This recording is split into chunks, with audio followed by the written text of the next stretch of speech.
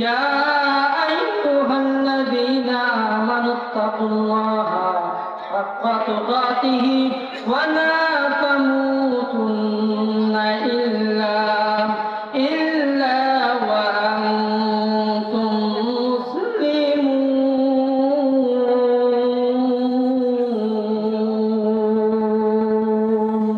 আল্লাহ রাব্বুল আলামিন ঈমানদারদেরকে ডাক দিয়া বললেন, হে ঈমানদারগণ, ইত্তাকুল্লাহ, আমি রব্বুল আলামিনকে ভয় কর, হাক্কা তুকাতিহি, ভয় করার মতো ভয় আমি রব্বুল আলামিনকে কর। আল্লাহ রব্বুল আলামিন এই জায়গার মধ্যে ঈমানদারদেরকে ডাক দিয়ে বললেন, হে ঈমানদারগণ, আমি আল্লাহ রব্বুল আলামিনকে ভয় কর, ভয় করার মতো ভয়। কিন্তু আল্লাহ তাআলা এই জায়গার মধ্যে মানুষকে ডাক দিয়ে বললেন না, ঈমানদারদেরকে ডাক দিয়ে বললেন, আমি রব্বুল আলামিনকে ভয় কর, ভয় করার মতো ভয়।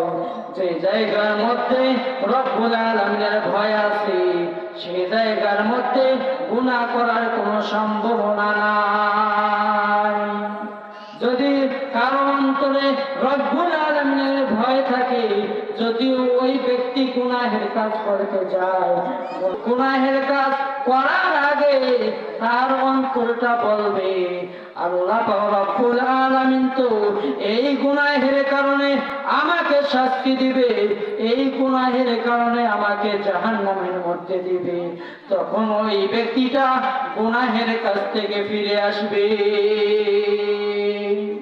وَلَا تَمُوتُنَّ إِلَّا وَأَنْتُمْ مُسْلِمُونَ।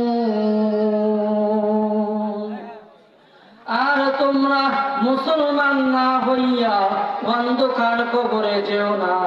আল্লাহ রব্বুল আলামিন ঈমানদারদেরকে ডাক দিলেন, ডাক দিয়ে বললেন, তোমরা মুসলমান না হয়ে অন্ধকার কবরে যেও না।